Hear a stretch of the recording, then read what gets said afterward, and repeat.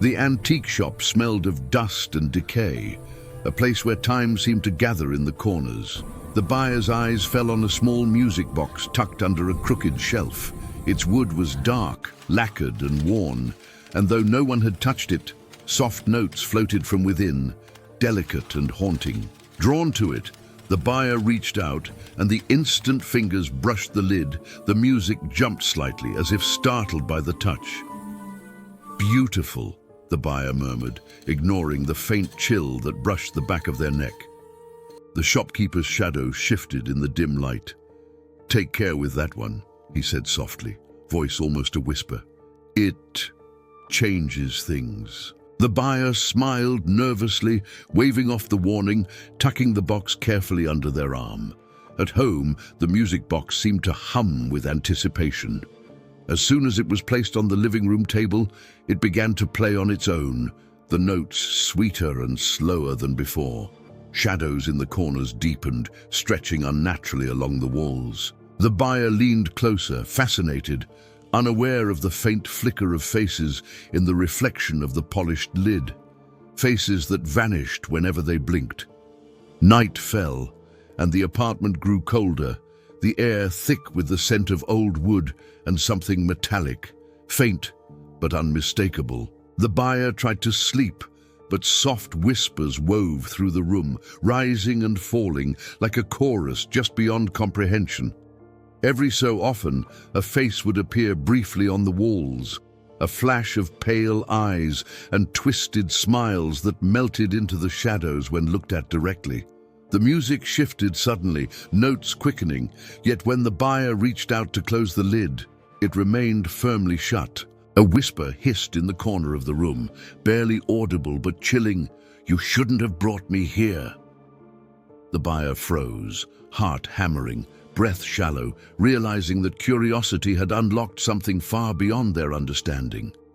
The faces seemed to linger longer now, eyes tracking every movement as if waiting, patient and alive. And somewhere deep within the box, a new note began, a melody that had never existed before, weaving through the room like a promise of horrors yet to come. That night, the music box began to play on its own again, louder this time, each note sharper, almost impatient. The buyer sat frozen in the dim light of the living room, the shadows stretching across the walls like long fingers. Faces flickered in the corners, pale and distorted, vanishing whenever they tried to look directly. The whispers returned, threading through the air, soft and urgent. Words they couldn't quite understand, yet unmistakably directed at them. Panicked, the buyer tried to close the lid, but it resisted as if the box had grown heavier, alive. A faint laugh echoed from the hallway, high and brittle, making the hair on their arms stand on end. It can't be real," they whispered, but their voice trembled, breaking in fear. Every instinct screamed to flee, yet every exit seemed to grow farther away, as if the apartment itself had warped around the box. Objects moved subtly now. A book slid off the table, landing with a hollow thud. The curtains fluttered though the windows were closed. The faces grew bolder, appearing not just in reflections, but on the walls themselves, pressing forward just slightly, lingering too long. The buyer's pulse raced. They pressed their back against the couch, hands shaking, eyes darting across the room. A friend's call offered a brief lifeline. "You need to calm down," the friend said, voice light and dismissive. "It's just a toy, right?" The buyer shook their head, whispering, "No, it's watching. It's everywhere." The line went dead abruptly, the connection cut without warning, leaving the apartment enveloped in a silence so thick it pressed on the chest. Then the music stopped. For a moment relief surged, but it was short-lived. From the corner of the room a face lingered, pale and featureless, eyes fixed on them. A whisper hissed their name, slow and deliberate, curling around the walls. The shadows seemed to pulse with life, stretching closer, testing their courage. The buyer realized with a cold shiver that the music box had not finished with them. It had only begun. The next morning, the apartment felt heavier, as if the air itself had thickened overnight. The music box sat on the table, silent for now, but the buyer's unease had only grown. Every shadow seemed sharper, every creak of the floorboards amplified. They had barely slept, haunted by fleeting glimpses of pale faces and whispered words that lingered in their ears. As evening fell, the music box began again, faster this time, the melody almost frantic. The buyer froze, heart hammering, as faces appeared on the walls and mirrors, some staring, some twisting in silent screams. The whispers grew louder, overlapping, forming patterns of words that made no sense, yet felt purposeful, targeted. Objects moved subtly. A chair slid an inch, a book teetered dangerously on the edge of a shelf, a door clicked shut, though no one had touched it. Desperate for guidance, the buyer called a friend, voice trembling. I think it's alive, they said. The friend laughed nervously. You're just tired, it's a toy, calm down. But the buyer's eyes caught a movement behind the camera, the reflection of a figure standing where no one could be. Panic clawed at their chest. No, it's not just a toy, they whispered. Whispering turned to a choked gasp as the room seemed to close in. They tried to leave the living room, but shadows clung to their periphery, moving just beyond direct sight. A mirror on the wall flickered, and for a moment the figure of the music box itself seemed to swell as if breathing, the faces inside melding into one shifting, hollow-eyed gaze. The buyer stumbled back, hands gripping the edge of the table, every nerve screaming. Then a whisper curled around the room, low and deliberate. You can't leave me. The music box lid rattled, though it remained closed. The shadows shifted closer, forming shapes that were not entirely human, eyes glinting with intent.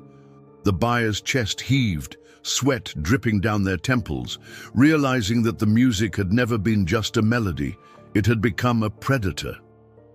Somewhere deep in the dark it waited, patient and watching, and the buyer understood with icy certainty that the terror had only begun. By the fourth night, the apartment no longer felt like a home. The air was heavy, tinged with the metallic scent of something old and decayed. The music box began on its own, notes racing faster than before, skipping and stuttering, each sound scraping against the nerves. Shadows writhed along the walls, stretching and twisting unnaturally as if alive. The buyer pressed their hands to their ears, but the sound burrowed in, relentless. Faces appeared everywhere, pale, twisted, emerging from the corners, the mirrors, even the ceiling. Some stared with hollow eyes, some grimaced silently, and all seemed aware of the buyer's every movement. A low whisper threaded through the room. You belong to the melody. The words were soft, yet they pressed into the chest, leaving a shiver of fear that crawled down the spine. The buyer stumbled toward the bedroom, desperate for the safety of closed doors, but the shadows shifted with every step. Objects moved subtly. A chair slid across the floor, a lamp teetered, the curtains fluttered, though the windows were sealed.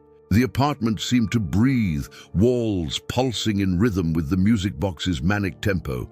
Desperate, they called out, voice shaking, "Stop! Please!"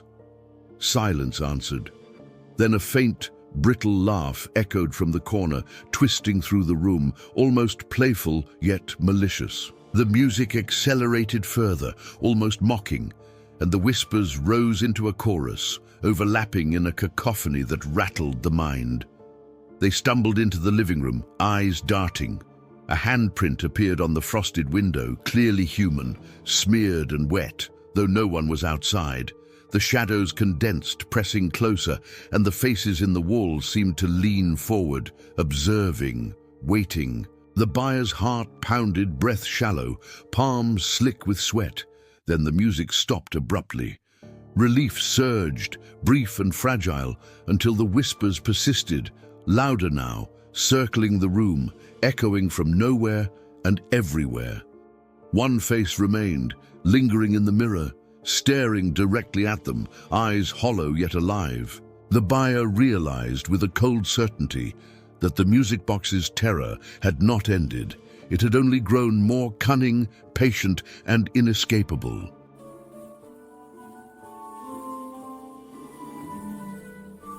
The student stepped into the apartment, dragging his suitcase across the creaking wooden floor. The overhead light flickered, throwing shadows that seemed to twitch along the walls. He paused, feeling the sudden chill that swept through the empty room, as if the air itself was watching him. "It's just an old building," he whispered to himself, forcing a laugh that sounded hollow in the silence. His roommate appeared in the doorway without a sound, tall and thin, with a blank expression that made the student's stomach knot. "Hey, I'm, your roommate," the student said awkwardly. The figure nodded once and retreated down the hall, leaving behind a faint, lingering scent he couldn't place. As he unpacked, the student noticed little things out of place. A set of keys on the counter that hadn't been there, a chair slightly shifted, a faint trail of dust disturbed. He chalked it up to the roommate moving things around, but unease settled in like a shadow at the edge of his mind. Night came, and the apartment grew colder. The student lay in bed, staring at the ceiling, when he heard soft footsteps outside his door. He sat up, heart hammering, listening. 1 step, 2, silence. He opened the door. Empty hallway. The air felt heavier, almost thick, as if someone had just passed through. Determined to shake off the fear, he explored the rest of the apartment, but every room seemed slightly wrong. The living room furniture looked rearranged. The fridge door was ajar, though he had closed it. He heard a whisper, or maybe it was the wind. "I'm here." A sudden creak above made him freeze. The apartment was supposed to be empty, but something shifted above the ceiling, as if someone was pacing the floor above him, though there was none. He tried calling out, but no words came out, just a choking panic that gripped his throat. He turned toward the bedroom mirror and froze. For a split second, the reflection showed the tall, thin figure standing behind him, eyes dark and empty. Then it vanished, his breath caught in his chest. The apartment felt alive now, every shadow a potential watcher. He backed into the corner of the room, heart racing, realizing he was no longer alone, even if no one else was physically there. The next morning, the apartment felt heavier, as if the walls themselves remembered the previous night's terror. The student tried to convince himself it was all imagination, but when he reached his desk, a small note lay there in jagged handwriting. "I'm watching." His fingers trembled as he picked it up, scanning the empty room. The note hadn't been there before. He called out for his roommate, his voice cracking, but no answer came. The apartment felt impossibly quiet, except for the faint hum of the fridge and the distant drip of a faucet. He moved cautiously through the rooms, noticing objects slightly out of place. The chair pushed too close to the wall, a cup left on the counter that had been in the sink. Each small disturbance gnawed at his nerves. By evening, shadows seemed to stretch longer, creeping along the walls in ways that didn't match the light. The student caught glimpses of movement in the corner of his eye, a flicker of dark clothing, the brief outline of someone standing and vanishing. He called a friend to talk, desperate for reassurance. "It's nothing, probably just stress," his friend said. "You're imagining it." The student wanted to argue, but the shaking in his hands made words impossible. That night, the sounds grew bolder. Footsteps paced the hallway outside his door, slow and deliberate, pausing just long enough to unsettle him. The lights flickered violently, plunging him into darkness before snapping back. He whispered, "Who's there?" But only silence answered. He crept toward the living room and froze at the sight of the bedroom door, slightly ajar, though he had locked it. Inside, the bed was empty. The roommate should have been sleeping, but there was no sign of him, only the faint indentations in the pillow. His heart pounded, and sweat prickled his skin. The apartment felt alive, aware, and somehow mocking him. As he stared at the doorway, a faint shadow moved across the floor, impossibly quick. vanishing before he could focus. His breath caught, and a cold dread seeped into his bones. Somewhere in the apartment, or maybe just beyond sight, someone or something was there, waiting, watching, patient. The realization hit him like ice. He was not alone, and he might never truly know what had entered his life. The morning air in the apartment felt thick, almost suffocating. The student woke to the eerie silence that had become familiar, expecting at least the faint stirrings of his roommate. But when he reached the bedroom, the bed was perfectly made, untouched, as if no one had slept there at all. Panic surged through him, cold and sharp. He checked the bathroom, the kitchen, even the tiny balcony. Nothing. No sign that the roommate had left. No shoes, no coat, not even a single discarded item. The apartment felt impossibly still, yet charged with a presence he couldn't name. "Where are you?" he whispered, voice shaking. Only the echo of his own fear returned. He called friends, classmates, anyone who might know where the roommate had gone. Maybe he just left for school or a trip, one friend suggested, but doubt gnawed at him. His own eyes betrayed the truth. The apartment held a strange, unnatural emptiness. Then he noticed small disturbances he had ignored before. A chair slightly shifted. A cup on the counter moved an inch, the faint, lingering scent that always followed the roommate. As night fell, the apartment seemed to breathe around him. Footsteps echoed softly in the hallway, stopping just outside his door. He gripped the doorknob, heart hammering, and whispered, "I know you're here." Silence. And then, the sound of a drawer sliding open behind him. He spun around. Empty. He tried to rationalize it, blaming exhaustion, paranoia, the stress of moving. But then he glanced at the mirror across the living room.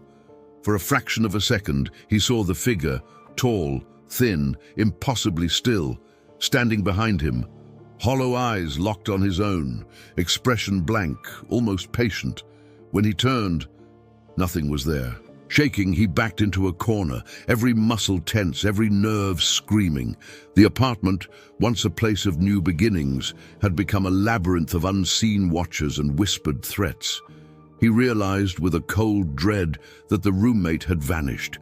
But whatever remained, whatever had always been there, was far from gone. And somewhere, in the shadows just beyond sight, it waited. By the fourth night, the apartment felt alive with menace. The student sat on the edge of his bed, staring at the walls as distant whispers threaded through the air, soft at first, then growing louder, almost deliberate. A cold draft swept across the room, carrying with it the faint metallic scent of something he couldn't identify. His hands shook, and every instinct screamed that he was not alone. Footsteps echoed in the hallway, slow, measured, pausing outside his bedroom door before retreating again. He clutched his phone, desperate for proof, recording every creak and sigh of the apartment. When he reviewed the footage, a shadow flitted across the living room, dark and featureless, vanishing when he zoomed in. Panic tightened his chest. The lights flickered violently, plunging him into darkness for seconds that felt like minutes. A whisper hissed near his ear, "I see you." He spun, but the room was empty. His roommate, if it was even him, had never spoken like that. Every rational explanation faltered under the weight of his rising terror. He called a friend, voice trembling. "You have to believe me. Something's here." On the other end, the friend laughed nervously. "It's an old building. Just stress. You'll be fine." But the laughter didn't soothe him. It made the apartment feel colder, lonelier.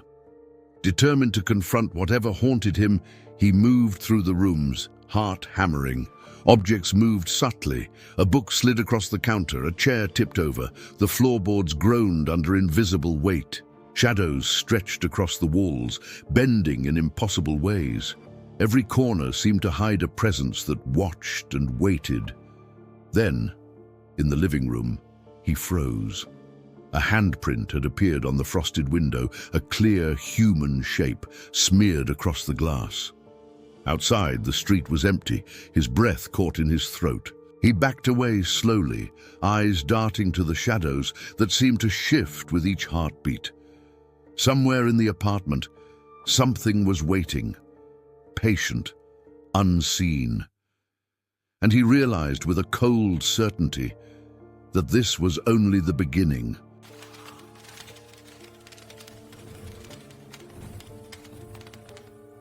The package arrived in the late afternoon, its brown paper edges frayed, tied with a thin, faded ribbon.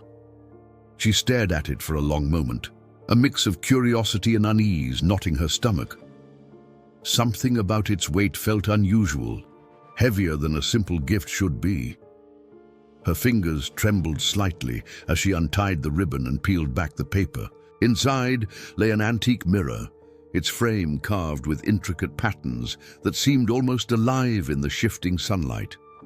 The glass was darker than normal, and when she leaned closer, her reflection wavered like a shadow flickering just behind her. She blinked, and the image stabilized. "It's beautiful," she whispered, brushing a finger over the smooth surface. Yet beneath the admiration lurked a strange feeling, a cold prickle crawling down her spine. Setting it carefully against the wall of her bedroom, she stepped back. The room felt different, smaller, almost suffocating. Shadows clung to the corners in ways they hadn't before. She tried to shake the thought, telling herself it was just the late afternoon light. But then, for a heartbeat, she saw it, a second face, pale and unfamiliar, lingering behind her own. She spun around, heart hammering, but the room was empty. Her breath came shallow and quick. "I must be imagining things," she muttered, trying to laugh, but the sound felt hollow in the quiet room. Every instinct told her to look away, yet she couldn't resist stealing another glance at the mirror. The air seemed to thicken, pressing in on her chest. Her pulse raced, hands trembling, as if the mirror itself had a heartbeat. She leaned closer, and the reflection shifted again. The second face returned, faint but unmistakable, and this time it was smiling. Not a friendly smile, something knowing, patient, almost hungry. Her stomach churned. She staggered back, tripping over the rug, her eyes locked on the glass as if drawn by some unseen force. The room went silent, but the sensation remained, a pressure at the back of her mind, whispering that she was not alone. She realized, with a shiver, that whatever watched her from the mirror was aware of her fear, and it was waiting. Night had fallen, and the room was bathed in the pale glow of the streetlight filtering through the curtains. She lay in bed, heart still racing from the encounter with the mirror earlier. A soft, almost imperceptible whisper tickled the edges of her consciousness. At first, she thought it was the wind, but the words were deliberate, calling her name in a low, teasing cadence. Drawn out of bed, she approached the mirror cautiously, the floorboards groaning beneath her weight. Her reflection stared back, but something was off. Her movements lagged, like a delayed echo. The shadowy face appeared again, lurking just behind her, eyes dark and expectant. She reached out a trembling hand, almost touching the glass, and the whispers grew louder, weaving her own buried memories into a sinister melody. The mirror began to show scenes from her past, fragments she had long buried, moments of guilt, lies she had told, and people she had hurt. Her stomach knotted with fear, shame blending with terror. The glass shimmered unnaturally, bending the room around her reflection. She recoiled. "No, this isn't real," she whispered, but the images persisted, impossible and intimate. Objects in the room subtly shifted. Her chair tilted slightly, books fell from the shelf, though she hadn't touched them. She stepped back, breathing shallow, and pressed herself against the wall. "Why can't I look away?" she muttered. The mirror seemed to pulse, a living thing feeding on her dread, as if it knew exactly what haunted her the most. A sudden chill ran down her spine, and a dark hand stretched from the glass, lingering inches from her own. She gasped, stumbling backward, knocking over a lamp that shattered on the floor. The whispers ceased abruptly, replaced by a suffocating silence. Her reflection smiled, a cruel, knowing smile that wasn't hers. The second face leaned forward, lips parting as if to speak, but no sound came. Fear rooted her in place, and for the first time, she realized that the mirror was no longer just a reflection. It was something alive, waiting, and it had claimed her attention completely. A soft tap echoed from the glass. She froze. The shadowed hand pressed against the surface, and the eyes behind it glimmered with anticipation. She knew with a sinking certainty that it would not release her so easily. She woke to the faint smell of smoke and a soft humming in the room, though no appliances were on. Her eyes were drawn instantly to the mirror, where the shadows from before seemed to ripple like liquid. As she approached, the surface shimmered, revealing a scene from her past, one she had tried to forget. She saw herself making a choice she had regretted. The guilt written across her own face, magnified and twisted by the glass. Her fingers grazed the frame, and a whisper crawled across her mind. "You cannot hide from me." She stumbled back, gasping, her heart pounding in her ears. The room felt smaller, walls pressing inward, shadows stretching unnaturally. She reached for her phone to call someone, anyone, but the line was dead. Every light flickered violently, casting jagged shadows that merged with the darkness behind her reflection. The mirror's surface warped, and the second face emerged fully, grinning with a cruel satisfaction.